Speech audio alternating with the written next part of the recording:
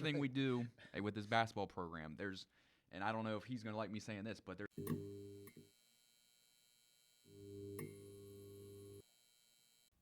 What's going on, everybody? Welcome back to episode 2, season 1, episode 2 of the hashtag Run 302 podcast.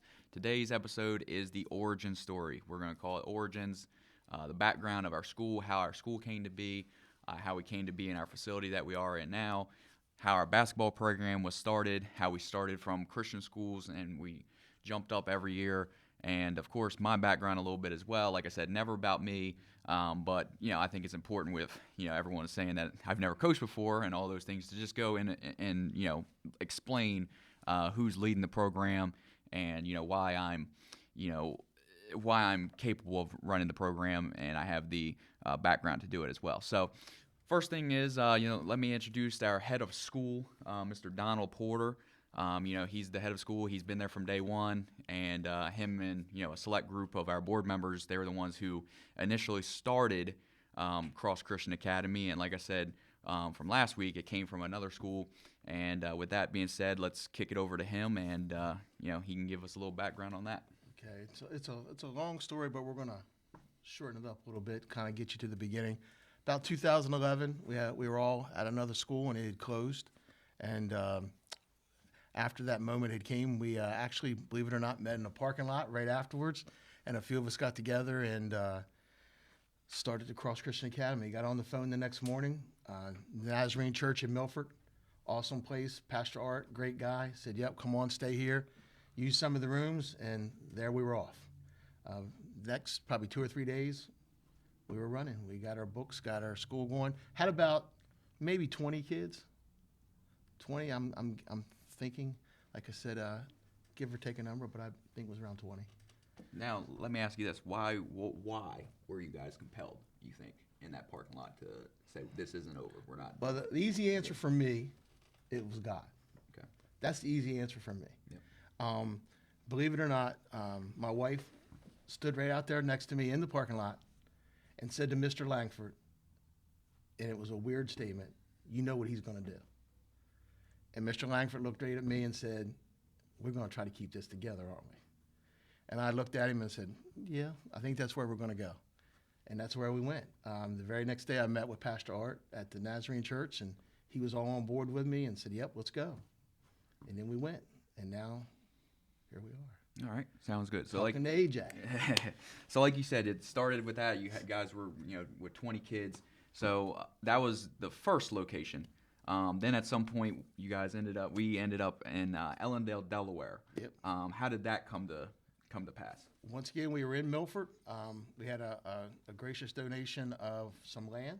Mm-hmm. That was down to Ellendale, and there was a building that came open down to Ellendale. We were growing, so we were going to need more room. And I don't mean growing like in hundreds. We were growing probably to 30, 40, 50. And we took that leap down there because that's where we actually thought the initial stop would be. But God said, "No, wait a minute." Yep. I was like, funny story with that, because you guys, like you said, you had the donation of land. We had a little bit of a donation of money. We went in there and we had the plans drawn up. We had all this stuff drawn up. And then, with the architects' drawings and everything the state was saying we were going to need, we found out we were vastly, vastly underfunded to build our own facility. Absolutely. It was going to cost, hundreds of thousands more than we initially anticipated. And then, of course, our lease was up in that building. And, we weren't able to renew, so we started searching. Yeah, we actually had an alternate plan. The plan was, you found out on the internet, on a website, Yep. that there was a school available in the Seaford area. We took that move. We went and, I came down and met with them. They said, yeah, we are interested in, moving the school and not being part of it. We had those conversations, and once again, God moved. And I could say that through the entire 11, 12 years of our past. Absolutely. And we went through some processes, ups and downs. Satan likes to play with you. And after we kind of got through those processes, lo and behold, God opened that door, and we're in Seaford, Delaware, with everything we would ever dreamed. Our gym, our high school, our elementary, a church, all those things in just one package. And God couldn't have built it better. Yep. Yes, I would say, we went in there with a plan. My first year with the school was 2016. And, we went in with a plan saying, oh, this is a 5-year plan. We're going to build this building. It's going to be 5 years. Absolutely. And then a year later, we have our own building. So I would like to say crazy. God accelerated it. Oh, absolutely. Accelerated. And like you Absolutely. said, it was already catered to exactly what we needed. We had the elementary separated from the high school. And then, of course, we had our own gym. And it gave us everything we needed. And even the gym, I mean, we can't we can't forget saying thank you to the Boys and Girls Club in Milford. Absolutely. Let's I not. probably jumped on you a little bit. I jumped on you a little Yep. bit. But those guys come into my mind right away. Yep. Anytime we think about history of the school, those guys come into my mind right away. Yep. Wayne and Derek and all those guys. Yep. So let's explain that. So before we had our own facility, I jumped on you. Before we had our own facility, so when we were in Ellendale, Delaware, we actually used the Milford Boys and Girls Club for our practice facilities, and we didn't have very many home games, but when we did have a home game, that was our home, venue. And like you said, great thanks to the Milford Boys and Girls Club. They're still supportive today. Wayne over there, he's not there anymore, but Wayne, and then of course Derek Savage as well. Always making sure the gym was available for us and our kids, and giving us that opportunity to still be able to practice and play games, even though we didn't have our own facility yet. So that was great stuff as well. And anything else you'd like to add about it? Well, I mean, then, like you say, we were looking at that land down there, and you're saying hundreds of thousands. I'm saying millions because it was crazy.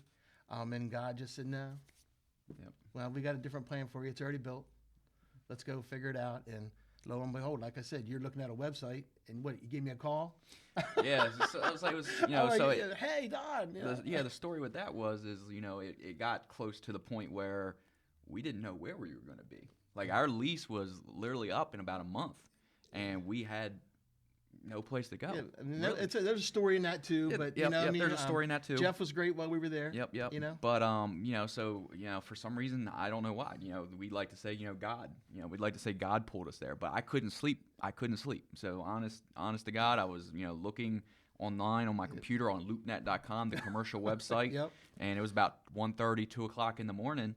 And I think I actually texted you or called you at 1:30 or 2 o'clock in the morning. Yeah, because I was like, oh my goodness. And of course, he always, not always, but a lot of times his mind goes to what's wrong, and that's what he asked me. You can say always. When I answered the phone, that's the first thing he asked. He's like, "You okay?" And I was like, "Oh, I'm great." I was like, "Let me throw this out to you here." I was like, there's an old Christian school being sold right now, listed online. And then, he said, well, let me take a look at this. And he gave me a call back. He said, oh my God, it's perfect.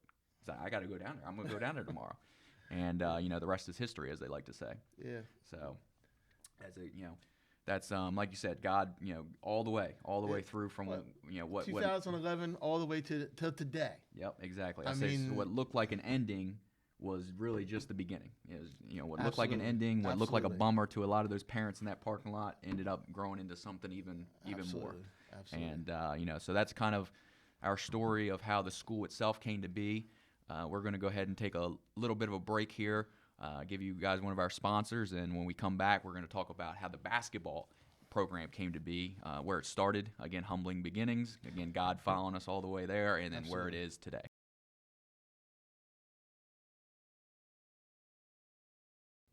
All right, welcome back. After that little bit of a break there, like I said, if you missed the first segment, go ahead and rewind back and watch that again. But we were just talking about how our school started, how God blessed us all the way around when it looked like every time it looked like there was a dead end, there was always an answer, and it kept going.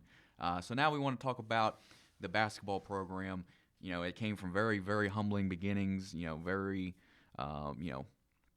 Very small, and then it's grown every single year. The program's grown every year. What we do every year has grown, and it continues to grow every year. So we just want to talk about that as well. So not to I'm trying to look at the words I'm trying to find here. Not to say anything about the level of play that we had before, right. But yeah. really, when you guys started to take that jump and started to schedule other teams, like you said, higher level to get kids seen, say, hey, we got to get these colleges seen. It really started with two guys, and one of them is Draquan Scott.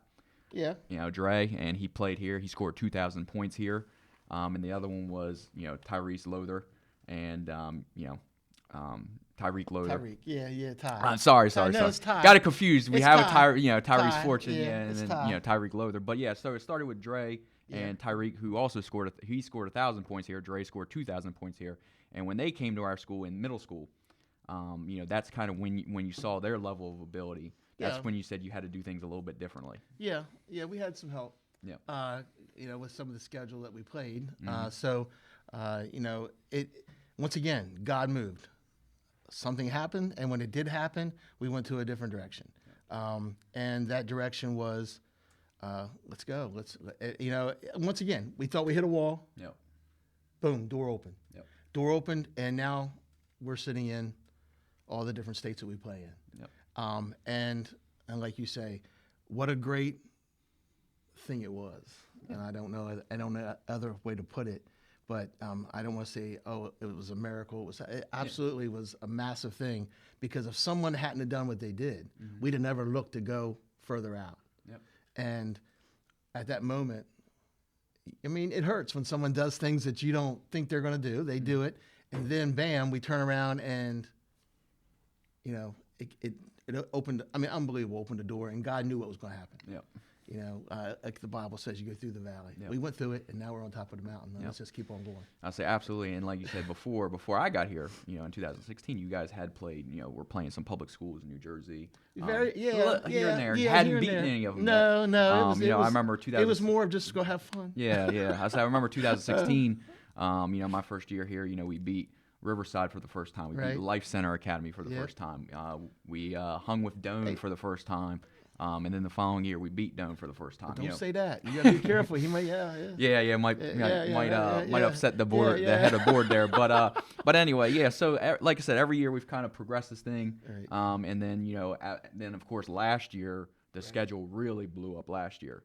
Playing all the prep schools, Mount Zion, Academy of New Church, all those kind of things, and we continue to do that this year with Phelps, Cristo Rey in PA, who's a top 10, top 12 team in PA. Phelps, West Nottingham prep, basically an entire prep school schedule this year. So like I said, every year we've tried to advance it. Something we have to sit down this year, of course, is see how we advance it from here, whatever that looks like. But after the season, we still have a couple more weeks left. We'll sit down after the season and do that. But so that's really the story of the basketball program. Like I said, came from very humbling beginnings. Like I said, we started with, in a Christian school league where they allowed homeschoolers, and it was really just giving an avenue for homeschoolers to be able to play. Absolutely. Then we got two kids in here that could really, really play the game of basketball, and that was their way to college, and we advanced that. As eighth graders. As eighth graders. Yes, they came as eighth graders. They played 5 years of varsity because they played as an eighth grader. They played on the varsity team as an eighth grader. And like I said, Draquan, scored 2,000. Tyreek scored 1,000. Yeah. They both went on and had opportunities to play in college. That's that. That's what we're about. That's what it's all about at the end of the day. Everything we do with this basketball program, and I don't know if he's going to like me saying this, but there's nothing in this school that we do that costs us more money than the basketball program. But at the end of the day, the means justify the end. Oh, absolutely. Because when these kids go to college, that's what it's all about. The means always justify the ends. And what I would say is we're doing the right thing. Yes. We're doing the Absolutely. right thing. And that's why it justifies. God sees, he knows our heart. We know, hey, look, we struggle, but at the end of the day, we're going to try to do the right thing. Yeah, absolutely. And God's blessed us. Like I said, every time there's been a hurdle, there's always been a way out. Right. Every time there's been a hurdle, absolutely. We've always got a way out, and I think that shows that we're doing the right things because there's always been a way out for us. That door opens. Yep. There's always been a door, another door. When we think it's done, there's always been another door. So that, like I said, that's the. We'll take a break right there. That's the story of our basketball program. Next up, like I said, don't really like going into it, but next up we'll talk about me, my brief, background a little bit, just to give a little bit of perspective on, who's leading the charge there.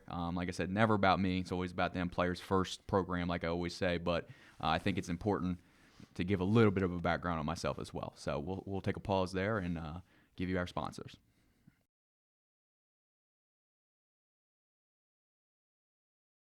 Welcome back to the hashtag Run 302 podcast, Origins, Season 1, Episode 2, Origin Story of the Cross Christian Academy. So far, if you're just joining us, we've covered how the school started, how the basketball program started, where it came to today, and where it's at today. And the final segment we're going to talk about today on Season 1, Episode 2, the Origin Story, is my background a little bit. And again, like I said, this is the section I don't want to cover, But like I said, I felt imperative to do this because when I first got the job, I heard on the streets that I had never coached before, which was interesting to me. But so I just felt like it was important to show my experience and what I've done and. There's a lot out there on the streets. So, there's a lot on there, and that's next week's episode. Now you know you're part of the school. Yep, exactly. And that's next week's episode. But so anyway, let me go through my background a little bit. And so I grew up in Delaware. I'm from Delaware. I lived here till I was 16 years old, and I actually went to Lake Forest, played on the basketball team at Lake Forest for 3 seasons up to my junior year there, and then I was recruited to go play in New Jersey at Doane Academy, like we talked about. Our board member, Daniel Williamson, said, "Why don't you come up here, reclass?" So like I said, we're telling our kids, this 5th-year thing's not a bad thing. I did it myself. I'm a 5th-year guy. I played 5 years as well. I reclassed, and it was the best thing I ever did for me. Helped me mature a little bit, both in the classroom and on the court. And, so I went up there, made my life all about basketball, started, shooting 1,000 shots a day, became a knockdown shooter, working on me. So I was a captain my junior, senior year. Doane had never won before. They'd never won before. They'd never finished over 500. No, don't say it that. Jeez. Before Dan Williamson was there, Doane has never won before. So, they'd never finished over 500. I got there.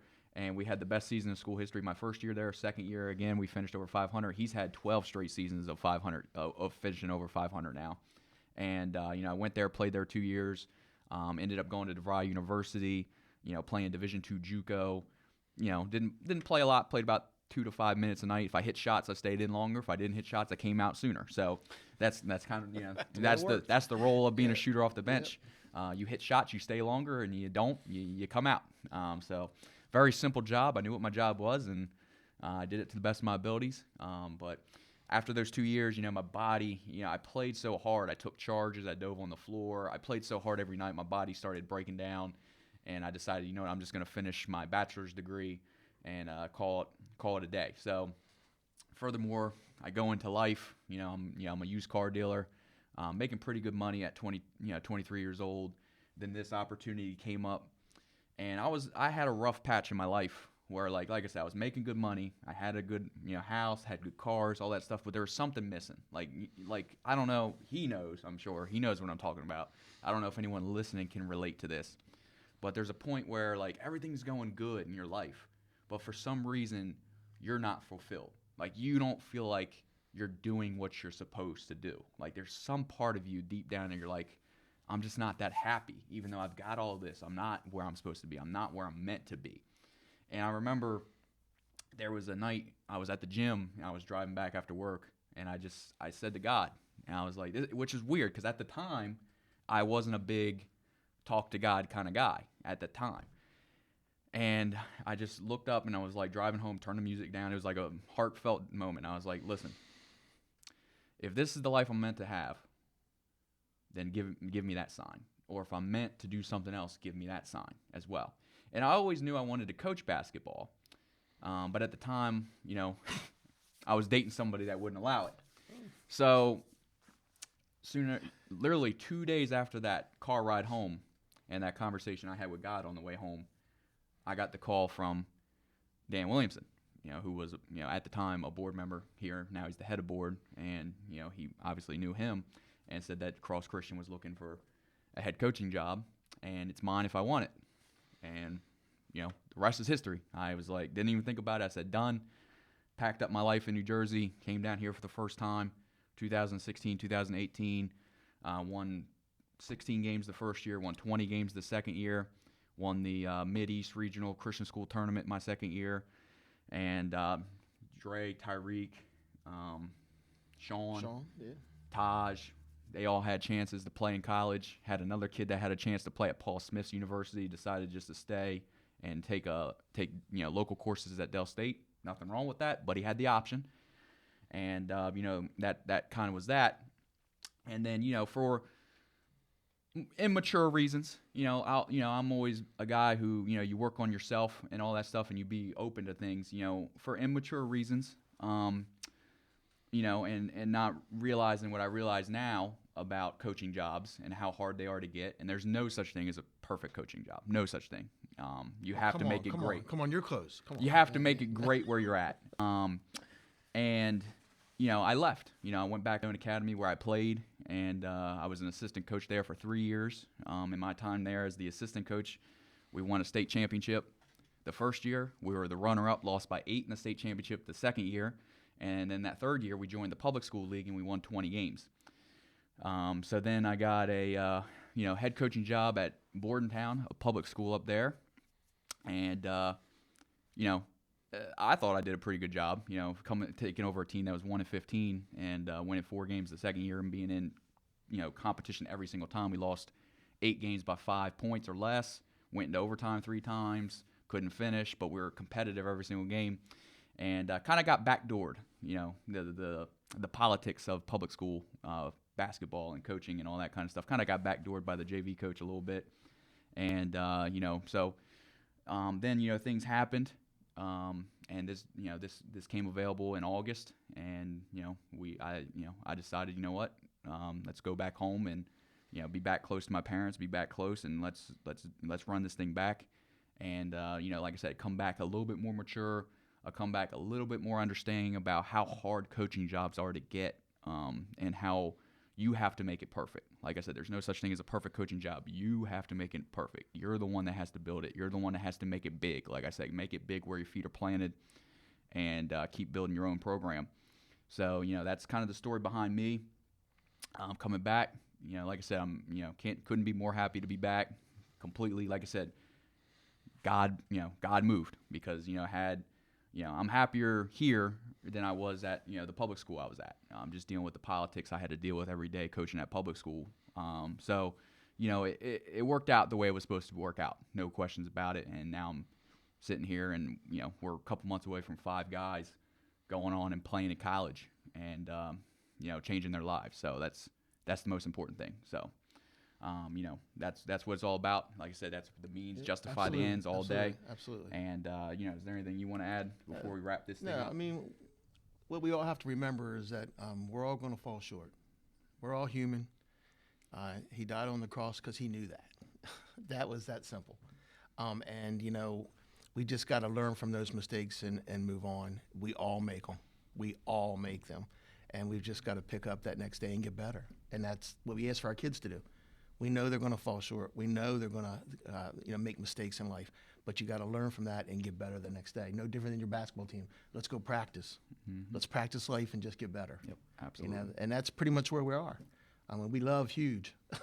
And then sometimes we get hurt huge. Yep. But that's the price we pay. Yep, absolutely. So now I want to say, hey, great to him. I'm glad he's back. I love him.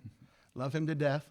And he knows that. Yep. And, we just, like he said, we need to make it better. We'll make it great. And let's just do it together. And that's what we plan on doing. God is good. Yep. So go ahead and end up. So go ahead. So that's this is going to wrap up season 1, episode 2 of the #Run302 podcast. It's the origin story. Like I said, we went over the background of the school, how it started, how it came to be, where we're at today, how we got our own facility. We talked about the basketball program, the humble beginnings. That was how it started with just one vision, and it kind of shifted at one point to another vision, and that's where we are today. And then, of course, we talked about my background a little bit, went into that. So the book to follow. The book's going to follow. The book will follow. Buy the book. So so that was kind of the foundation. That was kind of the foundation of this podcast. Is like I said, last week was the intro. This week was the origins, where we're at. Now we're going to get into the juicy stuff. So next week, season 1, episode 3 of the #Run302 podcast, going to simply just be called The Noise. That's right. And whatever that you interpret that, however you want, you'll have to tune in next week to see what that means. But next week, episode 3 is going to be The Noise. So, best of luck. Thank you to our head of school, Mr. Porter, for taking time out of his busy life to be here. Thanks to our video guy, Nate Porter, his son, who does our podcast, does all of our video coordinations and all those kind of things for our basketball players and all the work he puts in. And thanks for all of our sponsors that support us. and all of our endeavors. And until then, I'll see you next week.